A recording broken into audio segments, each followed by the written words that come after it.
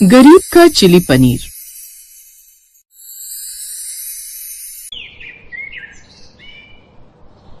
शहर के भागम भाग वाली गलियों से दूर एक छोटी सी झुग्गी में रमा रहती थी। उसकी दुनिया एक पुरानी सी चारपाई, मिट्टी के टूटे फूटे बर्तन और एक छोटे से गैस चूल्हे तक सीमित थी। रमा की उम्र मुश्किल से 20 साल थी, पर जिम्मेदारियों के बोझ ने उसे वक्त से पहले बड़ा कर दिया था। उसके पिता अब इस दुनिया में नहीं थे और माँ बीमारी से जूझ रही थी। घर चलाने की पूरी जिम्मेदारी रमा के कंधों पर थी। उसने कई छोटी मोटी नौकरियां की, पर कहीं भी मन नहीं लगा। ऐसे ही एक दिन रमा अपने घर आते हुए अपने हाथों में कुछ पैसे लिए खुद से कहती है, ना जाने इतने पैसों में क्या ही होगा। समझ नहीं आ रहा कि इन पैसों से माँ की दवाई खरीदूं या घर का राशन।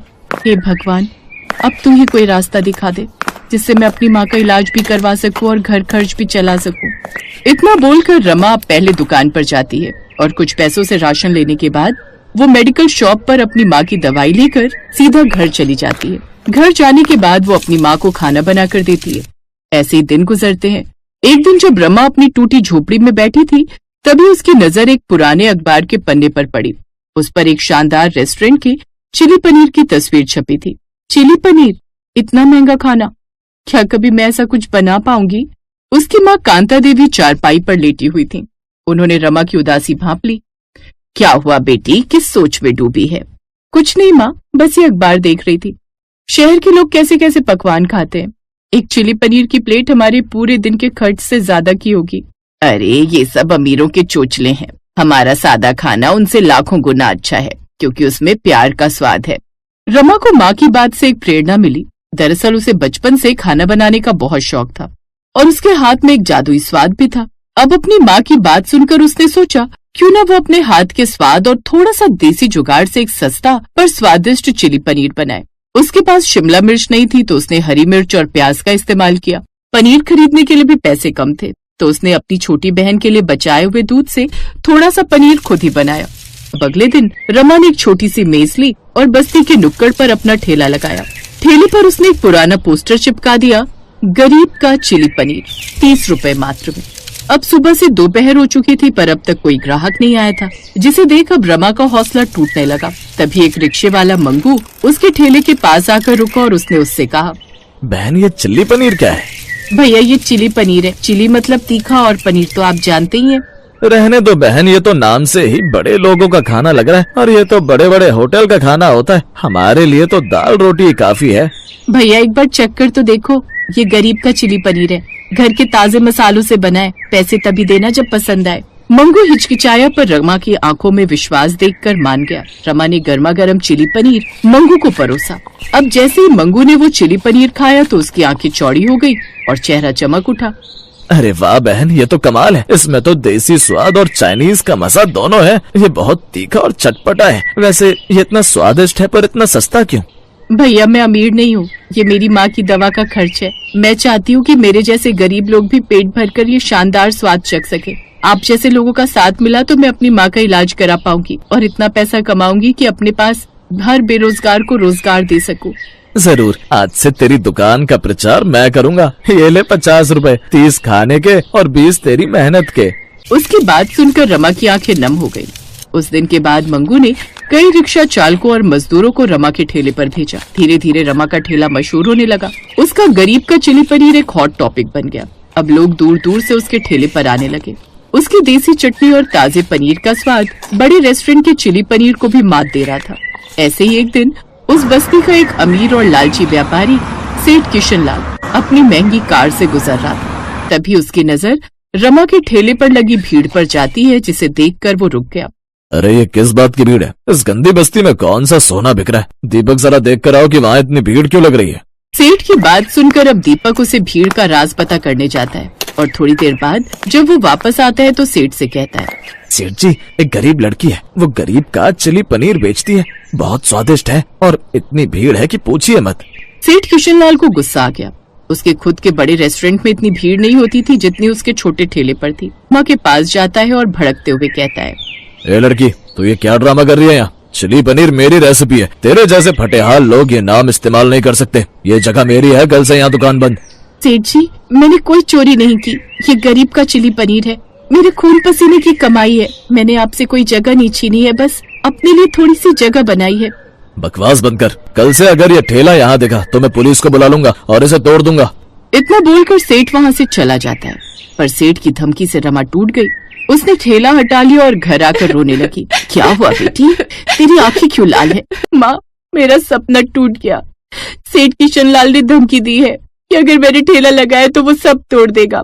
वो कहता है कि चिली पनीर बेचना सिर्फ अमीरों का हक है। जहाँ एक तरफ रमा अपनी माँ से बात कर रही थी तो वहीं दरवाजे पर मंगू आया। बहन, तूने ठेला क्यों हटा लिया? सब तुझे ढूंढ रहे हैं। क्या करूं भैया, सेठ ने धमकी दी है। हम गरीब हैं पर डरपोक नहीं। इस शहर पर सिर्फ सेठ का हक नहीं है। हमने तेरे हाथों का स्वाद चखा है। हम तुझे अकेले नहीं छोड़ेंगे। कल से हम सब तेरी दुकान के पास खड़े रहेंगे। देखते हैं सेठ में कितनी हिम्मत है। अगले दिन रमा ने हिम्मत की और ठेला फिर से लगाया। इस बार सिर्फ मंगू नहीं बल्कि बस्ती के दर्जनों लोग उसके ठेले के आसपास खड़े थे। वे उसकी ताकत बन गए थे। थोड़ी देर बाद सेठ किशन लाल अपने कुछ गुंडों के साथ वहाँ आया। ये तुम सब क्या नाटक कर रहे हो? मैंने इसे मना किया था। सेठ जी, आप अमीर हो सकते हैं पर आप ईमानदारी और स्वाद नहीं खरीद सकते। इस बहन का चिली पनीर स्वाद में भी अच्छा है और कीमत में भी। आप बड़े होटलों में बेचो, ये गरीबों के लिए बेचती है। हटो सब, मैं उसका ठेला तोड़ दूंगा। सेठ ने ठेले की ओर हाथ बढ़ाया ही था कि एक व्यक्ति ने उसे रोक लिया। वो शहर का एक मशहूर फूड ब्लॉगर था जो रमा के चिली पनीर की कहानी सुनकर वहाँ आया था। सेठ जी रुक जाइए। मैंने इस लड़की के संघर्ष की कहानी और इसके चिली पनीर का स्वाद अपनी लाखों ऑडियंस तक पहुंचा दिया। अगर आज आपने इसे छुआ तो आपकी बदनामी पूरे शहर में हो जाएगी। स्वाद किसी की जागीर नहीं होती। सेठ किशन लाल शर्मिंदा हो गया। इतनी बड़ी भीड़ और मीडिया की नजर के सामने वो कुछ नहीं कर पाया। उसने चुपचाप अपने गुंडों को लिया और वहाँ से चला गया। रमा ने खुशी से सबकी तरफ देखा। आप सबका शुक्रिया। आज आपने मेरी दुकान नहीं, मेरा आत्मविश्वास बचाया है। बहन, ये तेरी जीत नहीं, हमारी जीत है। अब तू चिंता मत कर। अब हमें रोज अपना स्वादिष्ट चिली पनीर खिलाती रहे। अगले कुछ हफ्तों में रमा की कहानी अखबारों और सोशल मीडिया पर छा गई। लोग उसे चिली पनीर वाली दीदी के नाम से जानने लगे और अब उसने अपनी माँ का अच्छे से इलाज करवाया। रमा अपनी माँ को चाबी देती है और अपनी माँ से कहती है, माँ देखो, ये सिर्फ एक दुकान नहीं है, ये उस सपने का नाम है जिसे आपने प्यार और मंगू भैया ने हिम्मत देकर पूरा किया है। मुझे तुझ पर गर्व है बेटी। तूने साबित कर दिया कि सादगी में भी शानदार स्वाद छुपा होता है। रमा ने ये साबित कर दिया कि हुनर और मेहनत किसी की जागीर नहीं होती और सच्ची लगन हो तो गरीबी भी सफलता के रास्ते में दीवार नहीं बन सकती।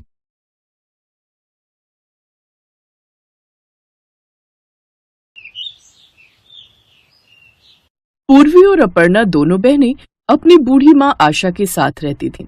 उनके पिता बचपन में ही उन्हें छोड़कर चले गए थे, जिसके बाद से जैसे तैसे आशा ने दिहाड़ी मजदूरी करके अपनी दोनों बेटियों को पाला पोसा था। लेकिन एक रोज लंबी बीमारी से लड़ते लड़ते आशा देवी भी ये दुनिया छोड़कर चली जाती हैं। अब दोनों बहनें ही एक दूसरे का सहारा थी। अपर्णा बड़ी थी, इसलिए अब पूर्वी की सारी जिम्मेदारी उसी पर आ गई।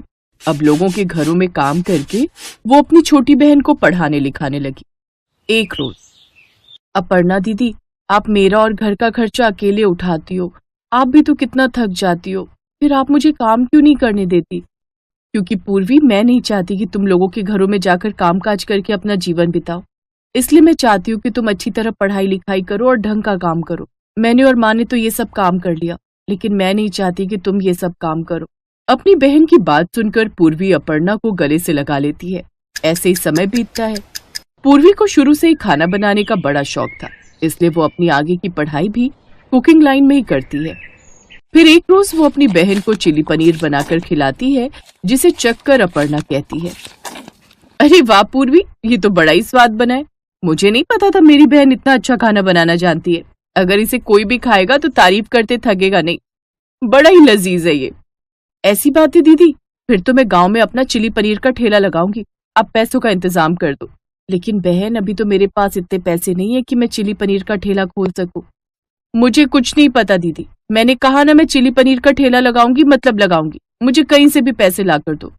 अपनी बहन की इच्छा पूरी करने के लिए अपर्णा अब उन सभी लोगों से पैसे मांगती है जिनके यहाँ वो काम करती थी, लेकिन कोई भी उसकी मदद करने के लिए तैयार नहीं होता, क्योंकि उसने पहले से ही अपनी बहन की पढ़ाई के लिए कर्जा उठाया होता है।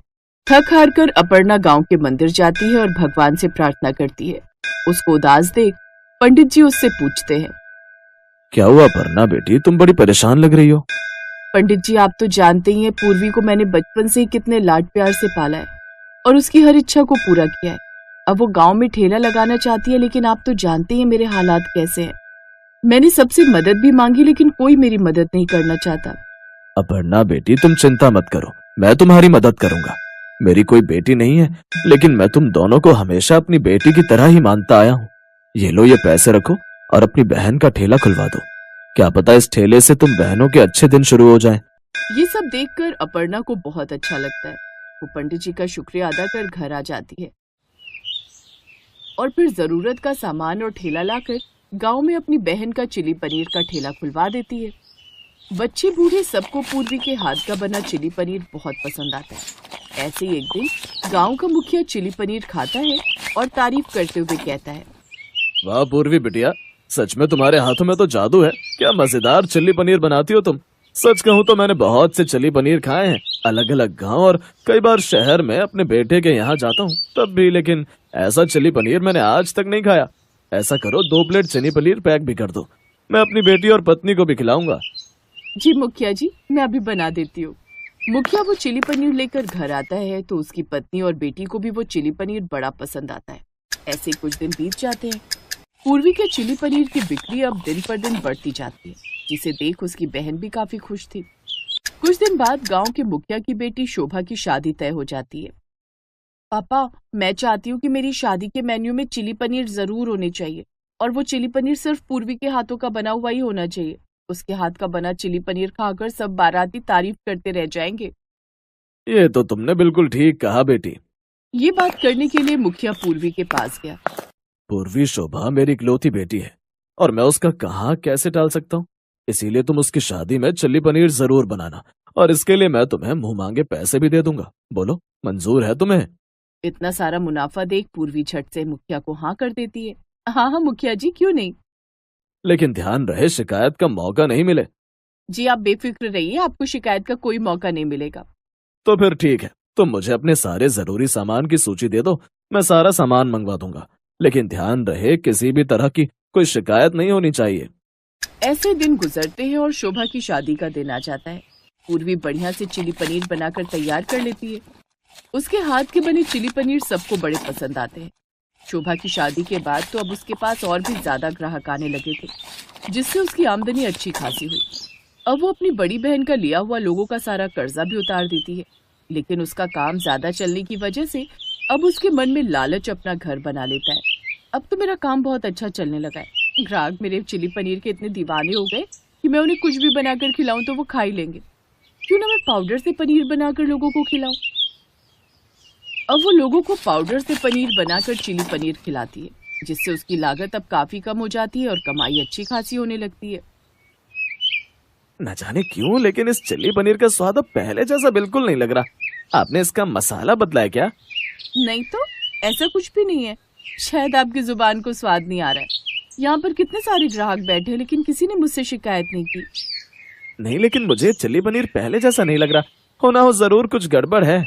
वो ग्राहक वहाँ से चला जाता है, लेकिन उनकी ये बातें अपर्णा सुन लेती है। पूर्वी, ये ग्राहक ऐसा क्यों बोल रहा है? कहीं तूने कुछ गड़बड़ तो नहीं की ना? अरे नहीं दीदी, अब उसके मुंह का स्वाद खराब है तो मैं क्या करूँ। और वैसे भी 1-2 ग्राहक के जाने से मुझे कोई फर्क नहीं पड़ता। अब पूर्वी इसी तरह अपने लालच को बढ़ाती जाती है। वो लोगों को हर रोज पाउडर मिला पनीर ही खिलाने लगी। लेकिन एक रोज पंडित जी उसे ऐसा करते हुए देख लेते हैं और डांटते हुए कहते हैं, थोड़े पैसे ज्यादा कमाने के लिए तुम इतना घटिया काम कैसे कर सकती हो?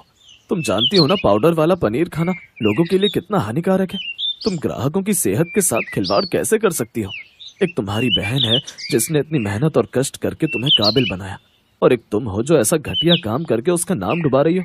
अगर सब गांव वालों को पता चल गया तुम ये सब करती हो तो क्या इज्जत रह जाएगी तुम्हारी गांव वालों की नजरों में। पंडित जी की बातें सुनकर पूर्वी का सर शर्म से झुक जाता है। मुझे माफ कर दीजिए पंडित जी, मुझे आपकी सारी बातें समझ आ गई हैं। अब आज के बाद मैं कभी ऐसा घटिया काम नहीं करूंगी। शुक्रिया पंडित जी, आज आपने मेरी आंखें खोल दी।